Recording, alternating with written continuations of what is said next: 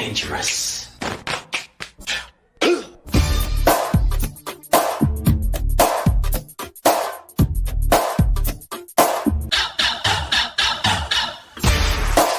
She came at me as dangerous.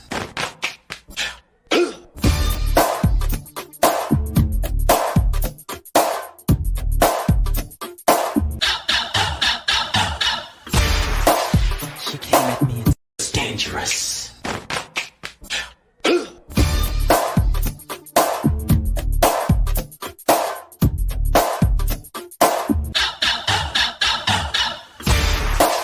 She came at me as dangerous.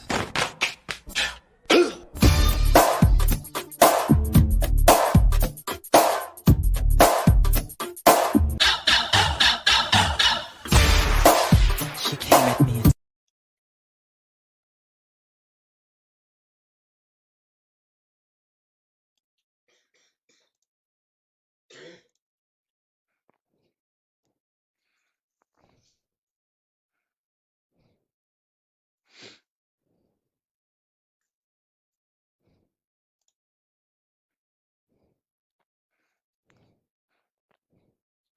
Good night, all. Good evening to all. Welcome to the live. All right, welcome to the live. Great.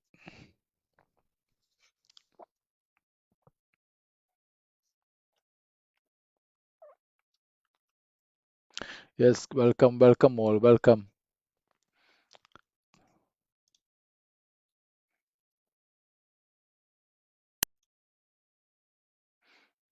All right, great. Welcome all. Welcome to the live.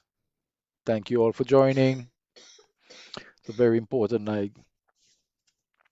Good evening, Trinidad and Tobago and the wider region.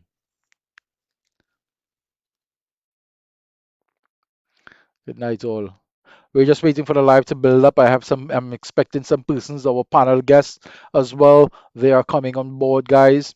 So do join in, share the live, like, double tap, share the live, guys. All right, it's going to be very, very interesting tonight. Yes.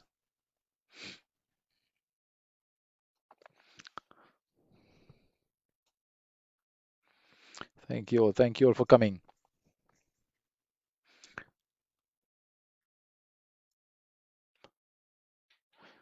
Good evening, and thank you all for joining. Thank you all so much for joining the live.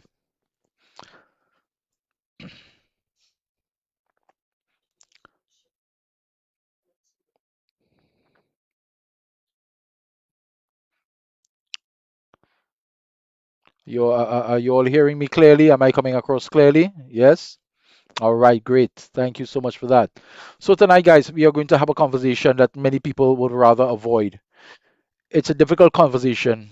It's uncomfortable, it's frightening.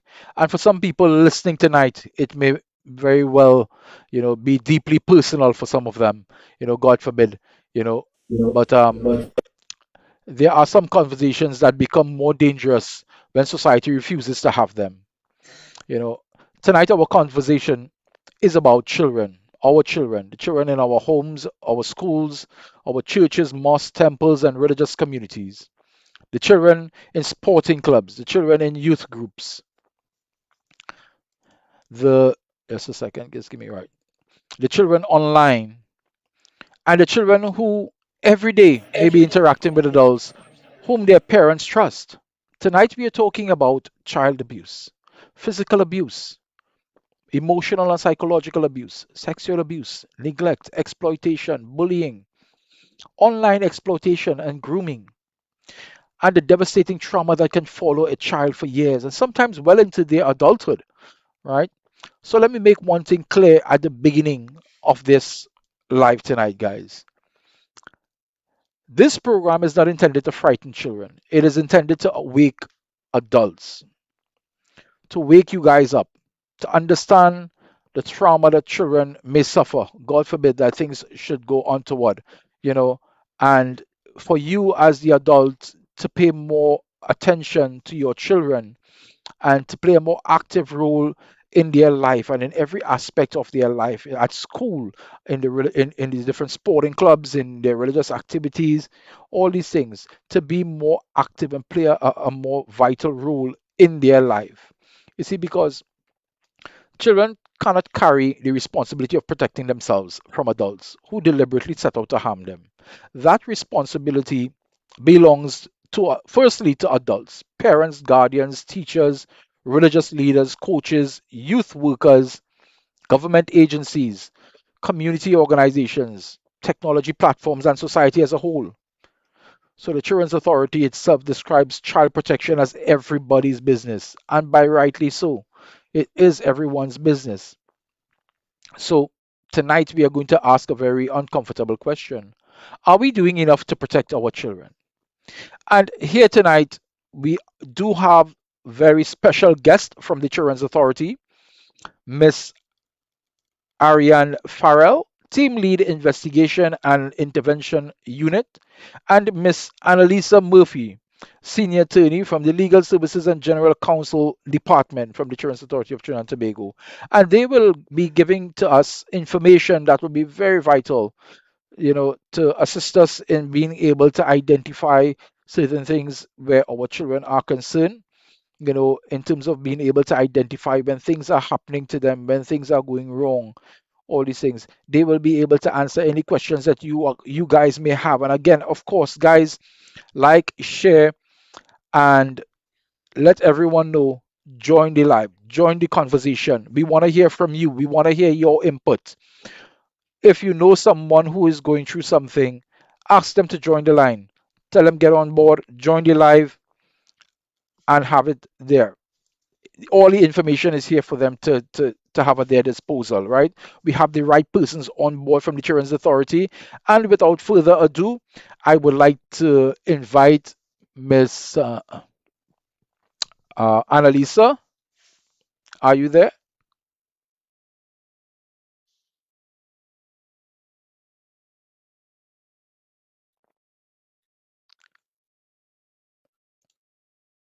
Hello, Miss Annalisa?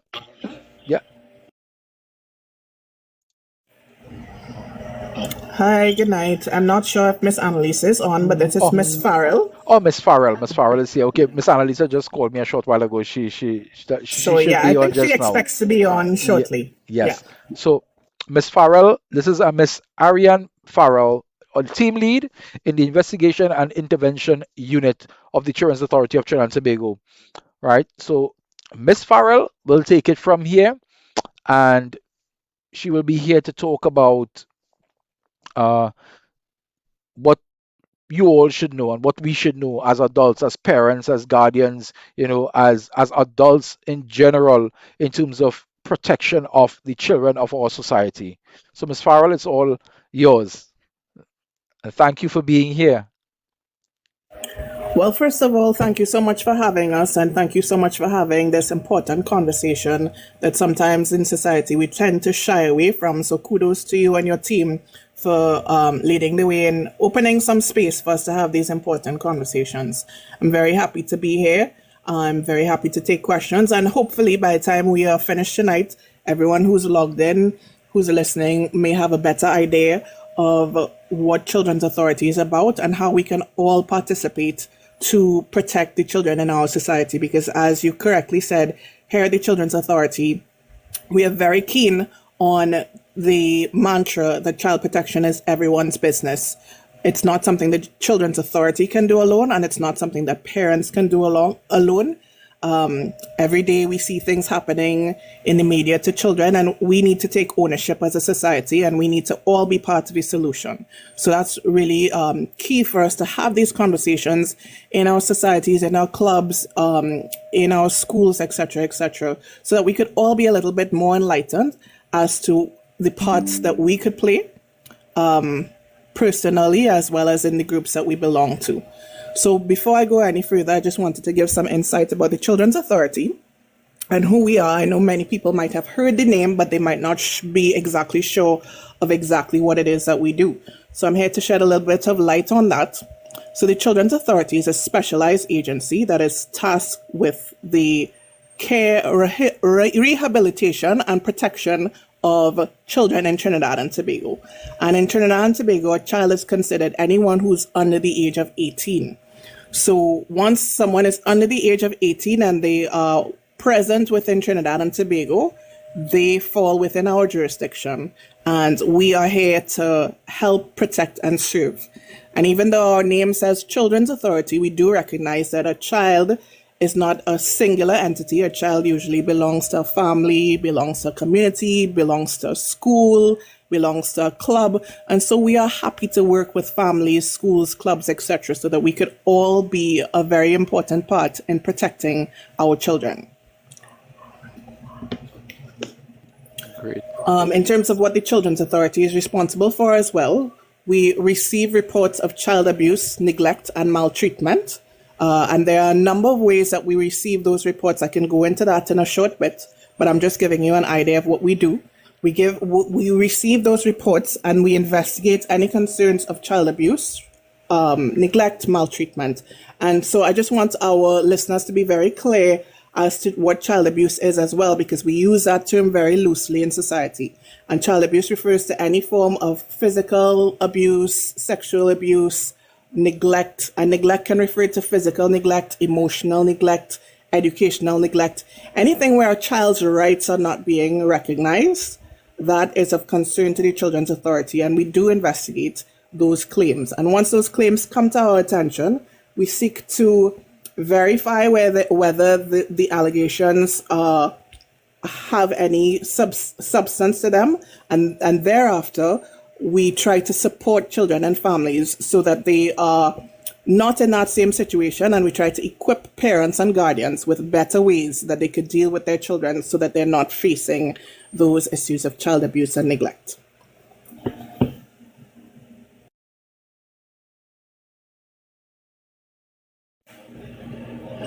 I'll Just pause excuse, here yeah, if just excuse anyone me, yeah. has I'm any now pulling up questions. Annalisa. She's there, so she's coming She up. So I joined now us. send, yeah, Perfect. yeah. Great. So I just send the live. So Miss Farrell, tell me something. I heard you mentioning child abuse, and that terminology was mentioned a couple of times. And tell us, what is child abuse? Because we keep hearing about child abuse, and I think the population needs to have a better understanding of the entirety of what may be classified as child abuse, so that they have a better understanding of when they see things, and things are in front of their eyes, it won't be overlooked, and they may very well know exactly what it is and will be able to classify that type of behavior and what is happening with their children and take the necessary actions, and hopefully, be God willing, it's more proactive than after, you know.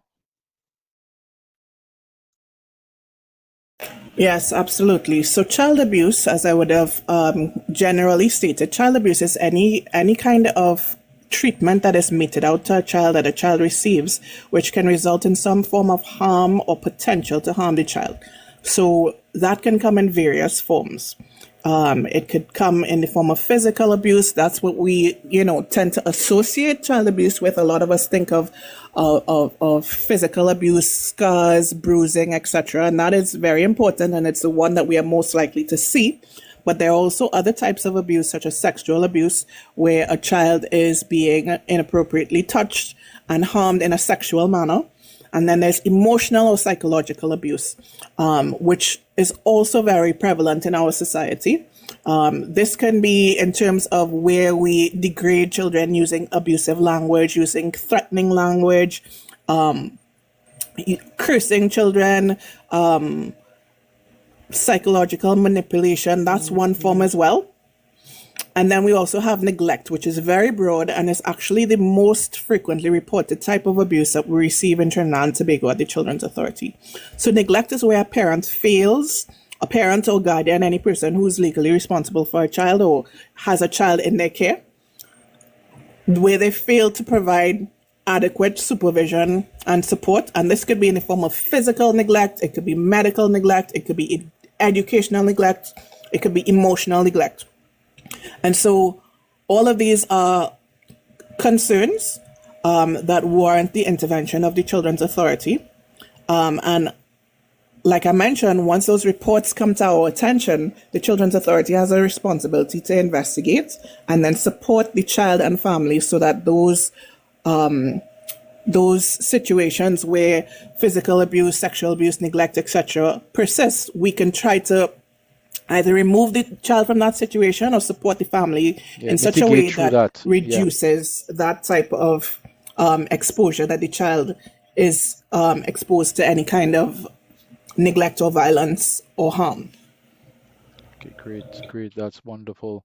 Um, just excuse us for 1 minute to Miss Annalisa. I know that you're there. I sent the invite, Miss Annalisa. I sent you an invite. If it is that you didn't see the invite, you can just click. You'll see where the two persons down below to the TikTok. You'll see the two persons there that you can just click on it to to come up, and the request will come up here. If you're not seeing the request I sent, you can always send a request so that we can bring you up. Okay, Miss Farrell, sorry about that.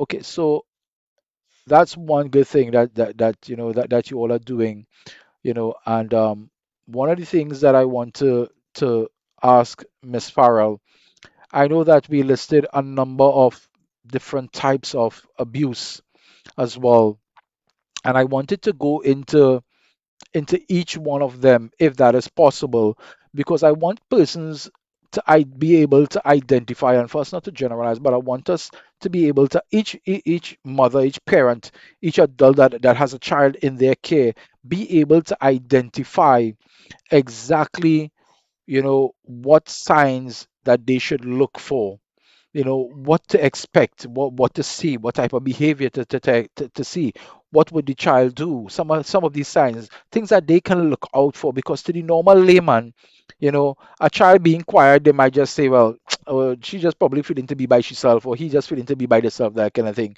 Or the performance drops in school, all these things, they stop talking about their friends and wanting to go play with their friends. And even in school as well, they tend to isolate themselves from their friends because they want to be alone, all these different things. So if that would be possible, I want us to look at each one, and look at the signs that parents should look for, so that they would be better informed and know exactly what to do, and what they would know what their children is like, and they would be able to identify those slight changes in their children's behavior, their attitude, and everything. Yeah, certainly. So you would have identified some of them, and so we can go through and explore a little bit further. I would want our audience to understand what each type of abuse is, but I also want to share that a lot of times the reports that we receive at the Children's Authority do not come in isolation. And what I mean by that is that a report might come in about a child who is being physically abused, but when we investigate, there's also a different type of abuse as well. So a child might be sexually abused and physically abused, or they might be physically abused and neglected. Saying all of this to say that we can't super narrow down into like this sign means sexual abuse and this sign means emotional abuse. But what we can do is be aware of certain signs and symptoms, and what we could do is also have very open conversations with the children that are in our care, so that they will feel free to open up to us and tell us exactly what's happening. Okay, so in terms of sexual abuse really refers to a sexual act that occurs. It could be between an adult and a minor. So again, a minor is any person who's under 18, or it could even be between two minors. What's really critical here is usually there's some form of coercion, meaning that one person forces the other to perform the sexual act. And I also need to point out that one child is under, and Miss Annalisa could speak to this further, but a child is not able to give consent to sexual abuse. So we're not going to say, well, it's not sexual abuse because the child consented. A child cannot consent. And so it's those really important things that we need to be aware of as parents and guardians, right? And oftentimes there's some kind of threat, a person who doesn't want to be found out that they are sexually abusing a child, whether they're an adult or a minor themselves. There's usually some form of manipulation going on so that the child who's being sexually abused is reluctant to stay. So we also need to be really careful when we're dealing with children, not to assume that because they didn't say anything, it's not happening, or because even they took long to say that it's not happening. Because oftentimes in society, sometimes on Facebook, etc., you'll see, well, why the person didn't say something so long this thing happened. And the reason that they wouldn't say anything is because it's difficult to articulate. There might be some element of shame or embarrassment involved that's causing the child to take a while to say something. So we need to be patient with our children, but it's also very important for us to have conversations with our children and truly listen, not preparing your response before the child even finish what they're saying, but listen so that we could have open dialogue and that children are more likely to divulge information that could help safeguard them, right? So that is as it relates to all types of abuse, right? Some of these signs that we might notice when a child is being abused is that they might act out of character. And what do I mean by that? And this again speaks to us having good communication skills and relationships with our children. So if a child is normally for years and years has been very extroverted, and that is how they are in class, in school, in sports, etc., they're very extroverted, and all of a sudden you notice a shift where they are very withdrawn, shy, sheltered, suddenly concerned about self-esteem issues, this might be a flag that something is happening.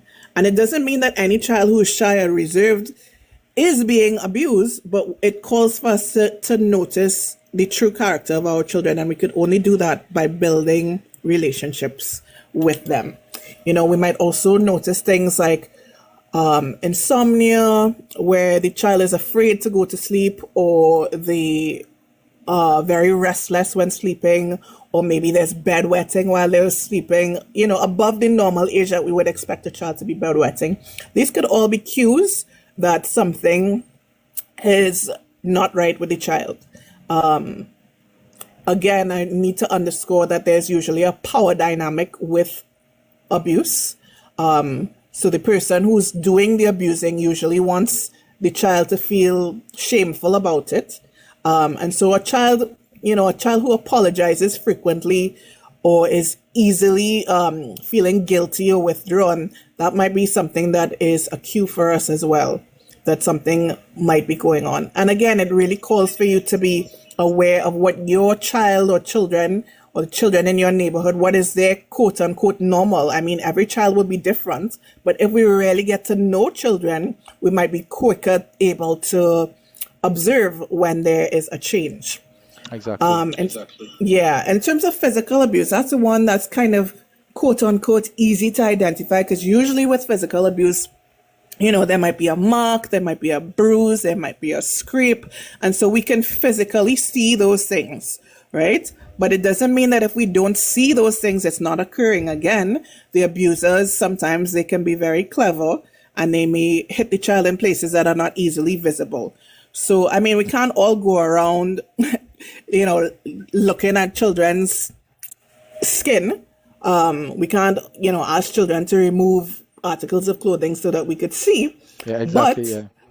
sometimes children, you know, we live in a tropical climate. The place hot, but the child is, you know, insistent on wearing long sleeve clothing or long pants, and it's because they don't want us to have sight of what's happening with their skin. So things like that, you know, we could always have an opening conversation about, you know, how come you're wearing a long sleeve and it's 36 degrees out today? Exactly. We could, so it really is important for us to have conversations with children, and the conversations should be two-way. It shouldn't be us speaking at children, because that doesn't make them feel like they want to open up. So, you know, we kind of have this thing in the Caribbean where we think, you know, children should be seen and not heard. And that's not very useful when we're trying to build relationships and trying to safeguard the children that we claim to care about. And children are people too. They are rights, they have thoughts, they have feelings about things, and we have to give them a bit of space to express those things. And in those expressions is how we get to really recognize where something might not be right.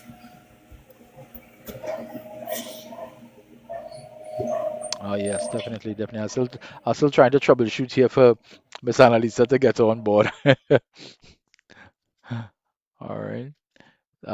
Yes, so Miss Farrell, definitely, definitely. There are those signs that, that we definitely need that, and that is why exactly it is so important that, the adults pay particular attention and play a more active role in their child's life, because some signs, may very well go above their head and past them, and it may seem normal to them, not realizing that so much time would have passed, that this child has been, in this situation, that it would appear to them that the change would have occurred at this point, and all this time would have passed, and would look at the child at this point and say, well, you know what, this is how you're operating from here, and our custom senior doing this and doing that and behaving in this manner. But if they look back at prior from this point backwards, they would see that it is at this point that those changes took place, and the incidents that is surrounding that particular point in time, you know and sometimes when they reach to this stage, that is why some of the parents who not paying particular attention to their child and is not, alert enough, that slight change and difference in their children's behavior, mentality, and all these things may appear to be normal, because that change, when that child made those changes, it had completely, they had missed that completely transition, altogether.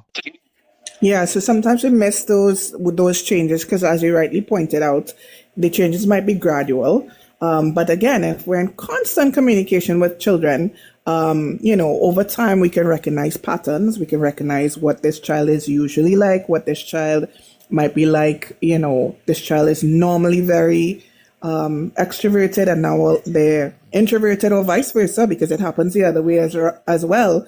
A child who, for years has been introverted, all of a sudden they're acting out in ways that is not consistent with the child that the influence that you have had on the child, etc. And so, but we can only notice these things if we are daily working at our relationships with children. So Of it's really course. important, simple things about, asking your children what they did in school today. And sometimes as parents, we anxious because we want to know what homework may send, or when the assignment Yep. due, Yeah. or the child have SBAs coming up. And those things are important. But again, the child is a whole person. Child's It might welfare be is also relationships. important. Exactly. Right. So And, what something Miss more might be Farrell, going on in school. yes, sorry to interrupt, Miss Farrell. There's a question here.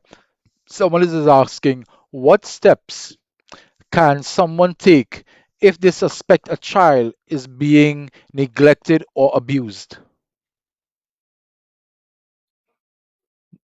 Right. So the first thing that we want to do is, we don't want to make any assumptions. We don't want to assume that something is happening that a child has not explicitly stated, but we are paying attention to the cues, some of which we've already discussed, right? And here at the Children's Authority, we're not asking persons, parents, neighbors, etc., to do their own investigations. We're not asking that of you, but what we are asking is that where you have a reasonable inkling that a child is being abused, to make a report to the Children's Authority. We have a hotline, which is 996, and that hotline operates 24/7. Someone is always available to answer the call. We also have our social media pages. You could find us on Instagram and Facebook.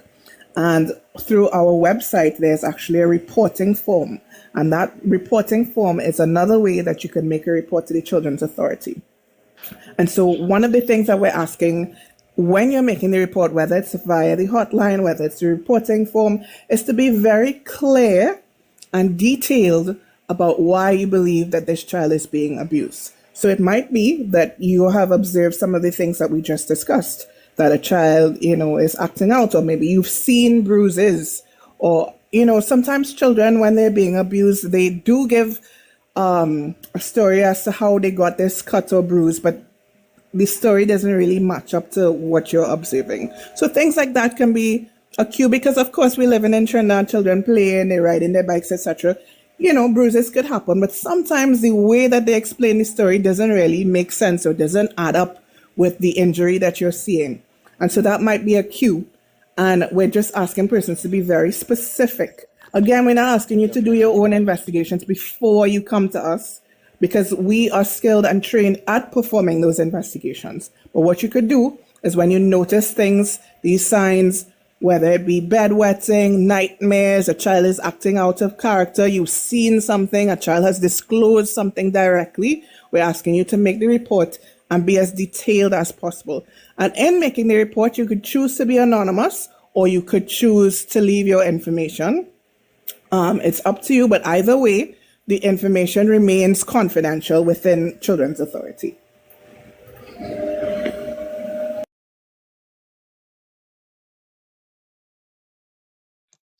So Miss Farrell, so unfortunately, Miss Annalisa doesn't have the live access, but she is on the phone. I do have her on the phone here.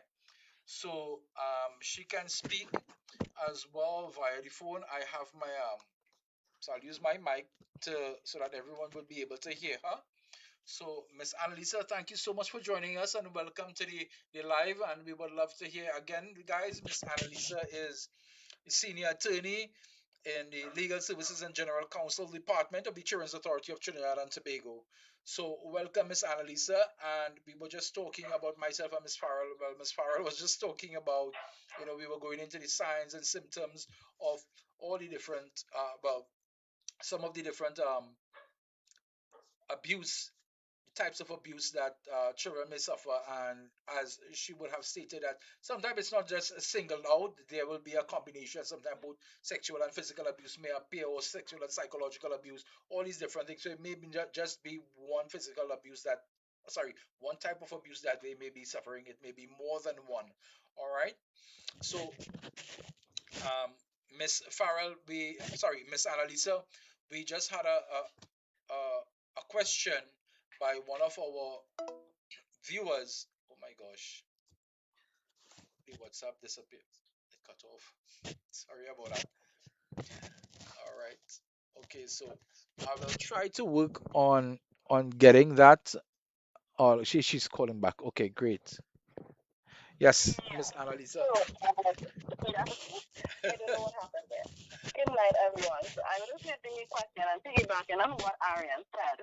So what is important for us to note, I mean, sometimes it's difficult when we see signs to encompass everything, but as little or as much as we observe, we want those instances to be reported. So when the attorneys get the files, we can lead that evidence before the court. So the court will take into account what is reported and would be able to provide the necessary orders, and we would also be able to guide the team as well as to what might be in the best interest of the child. Because at the end of the day, we want to not only identify the issues, but also providing necessary assistance and interventions to that child, to take that child out of the situation that they're in into what is not an ideal, but a better position whereby they can be productive persons in society. It's dangerous.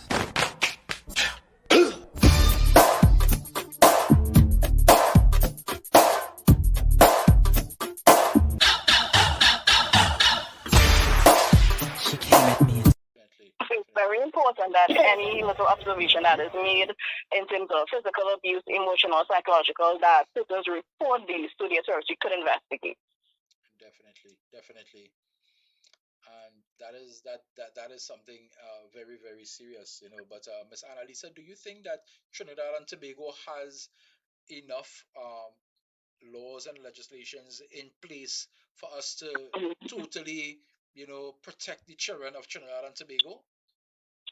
I mean, society develops, so as we develop, new issues would arise. But as it stands, the body of legislation we have through the Children's Authority Act, through the Children's Act, which criminalizes certain acts, we have sufficient protection as it stands to deal with issues that would arise. Of course, the legislation may not cover every scenario. This is why we need to bring these matters before judicial officers, and we would be able to make a determination based on what the court, the evidence that we bring before the court and what they see, they will be able to guide the process. So every single scenario may not be covered in the act. I'm not saying that it would be, but we have a sufficient basis in terms of the current suite of children legislation to deal with a lot of the issues that are occurring in society today.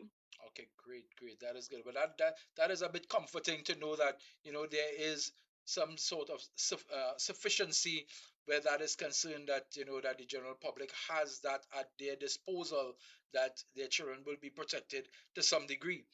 But the other question that we must also ask is, as far as the Children's Authority, and I mean, based on the reports that you guys are hearing, um, do you think that enough is being done in terms of awareness, bringing that level of awareness and to the general public, to schools, to religious organizations, to all the various bodies, to all the stakeholders? Do you think that enough is being done? Or because I know that there's a lot of room for improvement where the dissemination of that knowledge is concerned, and we need to bring that information to because there's a lot of people that doesn't know how to go about reporting stuff, what to do in the event they see things. Some mothers might be fearful because of they might be in a relationship that where the male might be a narcissistic person and or an abusive person, that kind of thing, and they may be very well be frightened to even come out and talk and say things. You know,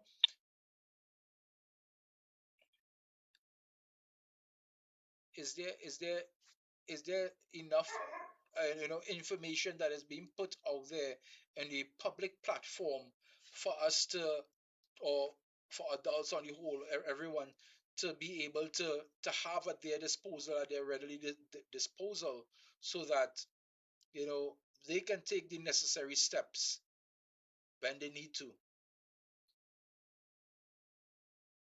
At this point, I mean, it is difficult to say that it would be remiss of me to say that every single individual knows all the steps, because we sometimes would see something and not know what to do.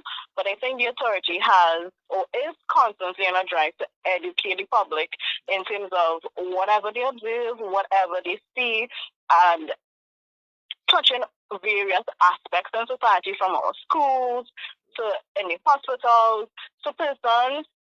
We are encouraging persons to be a lot more aware and vigilant, and we're asking that, apart from being aware and vigilant, that they take the next step and actually report these occurrences or their concerns, because it's only when it's reported could we investigate and could interventions take place, and the other steps that sometimes we would not know about set on track. It starts with each one of us taking that individual responsibility once we see something to make it our civic duty and report it. Yes, definitely. And if I could just add to that, I agree with everything that Annalisa said. But this is why these conversations that we're having with you right now are so important, right? Because can more be done? Absolutely. Is enough being done? Maybe there might never be enough, but we need to have these conversations in our groups, in our homes, in our schools, etc. And so we're hoping, that everyone who is part of this live right now is now a little bit more aware of what they can do to report child abuse, how to recognize it, and certainly how to reach the Children's Authority. So again, I'm just going to remind everyone that we have a free hotline. The number is 996 and it's 24/7. If you call now, someone will answer. And sometimes you might not get through right away, and that's because we are receiving so many calls and reports. And we do have a callback feature, so that in the event that you find that you call the hotline and you're not getting to speak to someone right away, there's a callback feature which allows for someone to call you back as soon as the line is available. As well as I would have mentioned before, we do have our reporting form, right? So I'm hoping that, anyone who's on this live right now now knows how to reach the children's authority and can also tell someone that they know someone in their family, someone in their neighborhood, someone in their workplace. And that's how we get the news out, because really child protection is everyone's business. So it has to be that we all take responsibility and we take our communities along with us to be responsible for children. Yes, definitely. As I mentioned to Miss Cheryl earlier on today, I was talking to her and I was telling her that someone spoke to me uh, yesterday concerning a child, and they have to get back to me to give me some more information, and the child is being, constantly being abused and stuff like that from the stepfather, from the mother, and the mother is um, she said that there were rumors that the child was, even went as far as being sexually abused, that kind of thing. But some money was paid to the mother, the father give them some money, and the stepfather, in fact, give them some money, and that was it was quelled there. And she said that she would get the information to me. So as soon as I get that information, I will pass it on to you guys. But in cases like that, you guys can reach out, and I could attest to the numbers because I had called in the night actually to try to get someone to but when I initially looked at getting you guys to come on the platform here, it was in the night, and someone did answer, so I can attest to that you can call anytime and the numbers are available. So guys, feel free to call, and if you have information, if you suspect anything, feel free to call. Right, you have the radio station WhatsApp as well, you have the hotlines with the Children's Authority as well. Guys, feel free to use those mediums whereby you can call and give us that information. Yes. So, Miss Annalisa, I know that we talked about the abuse and stuff like that, and we delved into abuse. What I want to touch on as well would be grooming and how predators create access to these young individuals, right? From your from a legal standpoint, what are some of the things that someone, within, and we look at it from a general perspective, whether it be in the home or in the church, the mosque, whatever religious organization, whatever sporting club or anything like that, you know what are some of the things that that should be maintained, you know, in those places, as far as protecting or monitoring that type of behavior, from, of adults towards children. There must be some sort of measure that can be put in place, like safety precautions, like, okay, like, the children, you aren't allowed to do this or that, you aren't allowed to be this way with the children in these organizations, you aren't allowed to freely do something, if the parents are not around or the guardians are not around. Is there things that should be implemented in those various organizations, especially to curb grooming? Well, I think what generally needs to happen is that persons need to be aware as to what are offenses under the Children's Act in terms of what grooming entails, in terms of um, identifying those particular traits, and then there's a reporting duty that goes along with it. So when persons see those signs or probably observe something, then they themselves will take it upon themselves to make the report.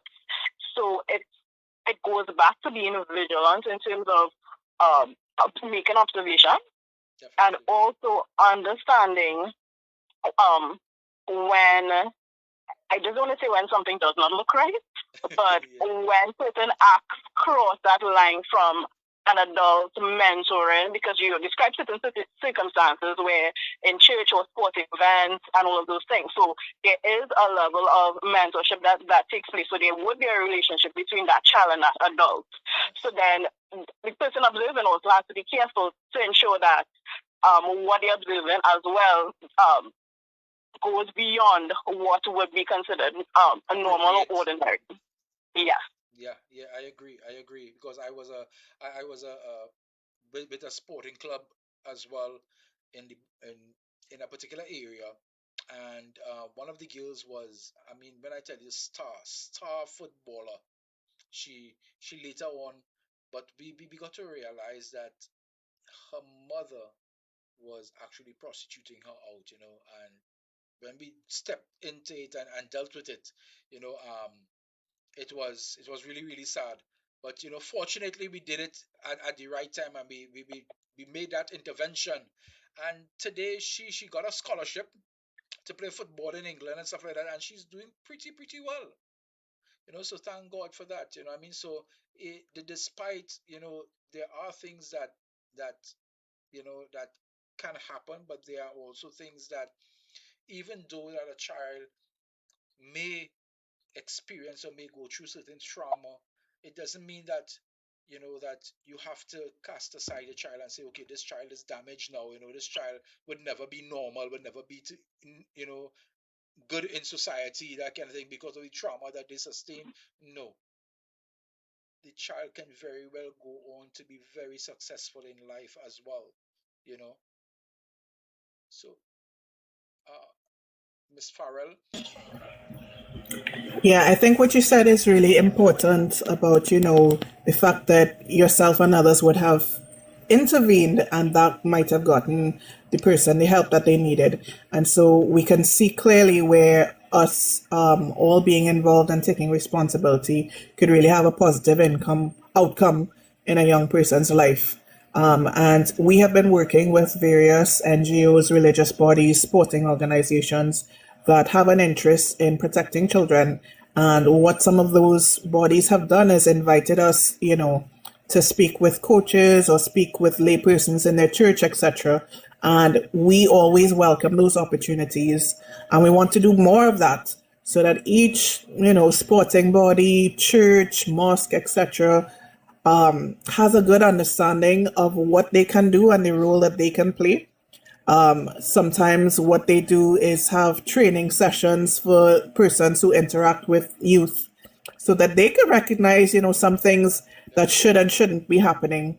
And we always encourage, even though there might be a mentorship type relationship, as Annalisa would have mentioned, and we want to encourage that. We want young people to have persons that they could look up to and who can mentor them. But we discourage those persons from having exclusive one-on-one time with those mentors, being isolated or being preferentially treated. So, like if you're Yes, in a particular sport, you know, definitely. it that the coach doesn't treat this person only in a particular way, because those are some of the cues that end up happening, when a coach also isolates a particular player, and they make it seem like it's for that child's betterment. And outwardly, initially, it might look so, but as time goes on, you realize that they have a hyper focus on this particular child. And so, those are things that we encourage sporting bodies and churches, etc., to look out for. And like I said, we're always happy to have these conversations in smaller settings so that people could really understand what to look for and what types of behaviors to avoid, to safeguard children. Definitely, definitely. Definitely. It is very much needed in Trinidad at this time, especially with the things that we are seeing, especially with the amount of, and I'm sure you guys would probably know. I mean, I would have seen it from many years coming up with all the different organizations that I've worked with, and I have done counseling because I have my degrees in psychology, criminology, sociology, and forensic psychiatry as well. And from all of the things that I have experienced and all the persons I had to counsel, parents as well as children as well. I give talks on my radio program about children with disciplinary challenges, about parent and child relationships, about men's mental health, about even as much as postpartum depression, that kind of thing, marriage counseling, all these things I talk about on my radio station as well. And I'm actually doing some trying to put in place, in fact, some podcasts, but I need for everyone and all who's on the live, let me plug this in. All who's on the live, please subscribe to our YouTube channel, because we're trying to get, I need 50 subscribers to be able to go live on YouTube to do podcasts. So I'm encouraging all of you all, please assist us by subscribing to our YouTube channel so that we're able to do podcasts, we're able to do more lives like these, have in persons, bring them in, talk to them, and I don't mean persons that who are going through these things. I'm talking about persons like Miss Farrell and Miss Annalisa, that we can have and invite on a platform that you guys could see us, you guys could build that relationship with us, you guys could begin to trust us, you guys could see us and have that one-on-one, connection with us, so that you feel safer, you feel more connected to us, so that in the event of these types of things that should occur, God forbid that it relates to you directly or someone that that it'll be easier for you to approach any one of us that and say, look, listen, this is happening, that is happening, and I need some advice, or I need somebody to, I need an intervention, I need something done. So guys, again, feel free to subscribe to our YouTube channel, because that is what we want to do, right? On the other note, Miss Farrell, it is very important, and being a part of the organization, I remember seeing some time back that I had visited a club, and I just seeing it, I was uncomfortable, and I saw certain things that was wasn't the way that a coach is supposed to be with a player, and I was uncomfortable just looking at it, and I monitored for a while, and I looked at it, and then I saw where the child went to the parent and that kind of thing, and you know but while it was happening, I was looking at the crowd, but nobody was really paying attention, because I mean, I am very, very alert. I don't miss. I don't miss. So I paid very close attention to the crowd. I paid attention to him to see what was happening, how he's doing it. He stood to the side of the pavilion when he was engaging with the person, the child. So then when they went to the adult, I approached the adult and I said, "Can I speak to you for a minute?" And I spoke to them, and I said, and I spoke to them about it, and I use tact and management, as we would call it, because I'm a former prison officer. So we use tact and management, and a lot of diplomacy, and I dealt with it, and the parent had no idea that was the relationship between the coach and the child. They had no idea, because they weren't paying attention. They weren't looking on and paying attention to when that child is in that coach's presence, because they're not even there during the training sessions as well, right? So they came for the match, and I questioned all of that. I asked them, "So are you there during the training sessions? Are you up to?" So I did a ton of question, because I do forensics investigations, that kind of thing as well. So I questioned all these things, and they were oblivious to that relationship that the coach and that child had. And they thanked me afterwards, but I had to step in and had to do certain things, and had to draw the line, and then approach the coach, and tell him, brother, as a coach to a coach, and observe something, and talk to him in a very nice, decent manner, that kind of thing, in the hope that things change, that kind of thing. And I then visited the mother and the child, of course, and we had a one-on-one with the child, and told her what she should allow in her aura and around herself, and to safeguard herself, and who are the persons that she should allow close to her, as to who are the persons that that she should keep at a certain distance, and to draw a line, and where to draw that line. And after talking about that, she then opened up and talked about some other stuff. Nothing, thank God, nothing happened. But then she talked about something that I mean, nothing that too damaging. But then she talked about, she finally, he was a bit too friendly, and that kind of thing, and he was kind of always calling her, and everything he was about her, that kind of thing. So the parents need to pay attention to these things when you're sending your child out there in those various sporting clubs and all these things. Make time. That is your interest, that is your child. You have to look after their well-being, right? God has blessed you to have a child, and it is your responsibility to look after the well-being of that child, right? Visit those, and be present in those training sessions. Be observant. Look at the relationship that your coach has with your child, and other persons as well, right? Other parents as well that might be there. All these things. Pay particular attention to all these things.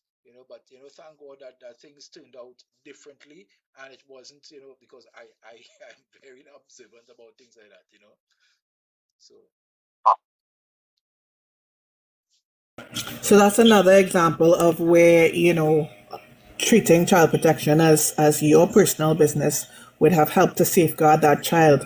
And so in situations like that, oftentimes the predators are strategic and opportunistic as well. Oh God, So they yes. might have observed just what you have seen, that this child, there's not often a parent present, or the parent is there but they're not observing. And so predators are very in tune to these things. And so it really does call for us to be observant and vigilant and present in our child's lives. And again, this could not just refer to parents, but guardians, neighbors. Yeah, If we all collectively took the approach that you took, it would be very difficult for predators to be successful. definitely, And definitely. so it really does call for us to all treat child protection as everyone's business. Yeah, definitely, definitely. So, um, I know we are close to an hour and we should be wrapping up soon. I know you guys had a probably long day at work as well. I know I had a long day as well. And I would also just like to acknowledge one of our sponsors at International Products Limited, where they distribute the Lovey Dovey Pampers. It's an organic Pampers that is on the market. It is soon to replace the Yes Baby brand Pampers as well. It's doing very, very well. So, guys, do call them International Products Limited, right? You would see the Pampers on our social media platforms as well. So feel free to give them a call and support the business as well, right? They also have snacks and all these things. On a side note, I have a hamper drive that I'm running as well. Unfortunately, I was not able to secure any hampers from this morning to now. I was not able to secure anything. I reached out, let me tell you, I reached out to ton loads of companies, persons, individuals, everybody. I reached out to a lot of persons to get hampers because there are four families in particular that I need to help. Families that have kids in it, families that do have any food. There's one particular family that they didn't eat, their kids didn't even eat since yesterday. And I know that they are in desperate need of food. I reached out to the chairman of my corporation as well to see, because I know he's in a group that can. So I reached out to all who I can reach out to, and nothing came to fruition as yet. So if you guys who are listening, and to yourself, Miss Farrell and Annalisa, if there's anyone that you all may know that would be able to assist us in any way whatsoever with food items, do feel free. WhatsApp me, let me know, because I need to get some food for these persons before the before the end of the night. Hopefully, I call our inspector partner mine and I tell him, I say um he's in charge of the station right now. I tell him, I say, when you finish, no matter what hour you finish, I say, come and check me now, come and check me. So I'm trying to get some stuff for them. So I might very well go with him. He might carry me to drop it off, that kind of thing, you know. But any organization, any individuals, anybody at all that you guys know, feel free to let them um, contact me. WhatsApp. My WhatsApp number is 4795709. It's on all of my social media platforms. It's there, available for everyone to see, right? Just contact me. And if it is that you don't have the time to get the food stuff, I live walking distance. I live, well, I shouldn't say walking. I live not too far from Extra Foods in Arangwes, and there's Better Deals supermarket there that they have those plenty for 20. So if you aren't able to do that and you want to send the cash, WhatsApp me. We'll make arrangements so that I can go to those groceries where I can get the plenty for 20 deals that they have, and I'll be able to get a more sizable amount of food stuff for them, hopefully. All right. So guys, reach out to me, Miss Annalisa, Miss Farrell. It's wonderful having you guys here. It's a real, real, real, real honor and pleasure meeting you guys, having you guys here on the live tonight. I hope that this is the start of a wonderful relationship between yourselves, the Children's Authority of Trinidad and Tobago, and San Juan Radio, and myself included, because I have a lot of stuff that I'm in groups as well that I'm partnering with, and we're trying to do our best in terms of raising awareness and bringing knowledge and that sort of thing to the general public of Trinidad and Tobago, and it's all about imparting that knowledge and bringing awareness and, you know, persons living happier, healthier, safer lifestyles in Trinidad and Tobago. And it's not just about the adults, it's about the children as well, you know. So I'd like to thank you both so much for taking the time out to coming and sharing that information with us, right? It's really, really an honor to have you guys here, and I hope to have you guys on future um, lives as well. Because I mean, this topic is a really, really big topic, and I would love to continue with it. And but I will definitely get in contact with you guys, and we can work out something when you guys are available, and we can definitely set something up again and continue with the topic because there's so much to talk about here. Well, thank you again so much for having us. This was a really important conversation, so thank you for reaching out and leading the conversation. And like I mentioned, we are always happy to be part of these conversations. So, continue to reach out and we'll make ourselves available. Thanks so much. And thank you to all of your listeners and everyone who posed questions. We really appreciate it. And we also hope that, like I said, coming out of tonight's session, that someone is able to tell at least one other person something that they learned tonight. Exactly, exactly. So, Palance Ramin, is there something that you wanted to say before Miss Annalisa or Miss Farrell leave? Is there a question you wanted to ask them? Anything that you wanted to contribute before? Okay, guys. Um, Miss Annalisa, is there anything that you would like to say? Anything that you want to add? Yeah, thank you. And I would really like to thank everyone for participating this evening. We appreciated the questions. We again want to emphasize the need for persons to step forward and to report what they see so that we will be able to do what we can do on our end. It That's right. has to be a collaborative effort between the public and the authority. So we look forward for persons making the report so we'll be able to provide the necessary assistance to children in need. Definitely, definitely. So thank you guys again, and thank you to the listeners, the viewers, and the listeners. Thank you all so much for being here. We do appreciate that, and it's just about spreading that knowledge, sharing the live, sharing the information.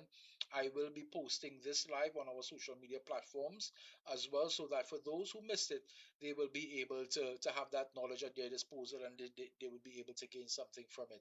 So, guys, thank you all so much again, and be safe, and may God bless each and every one of you all. Do take care.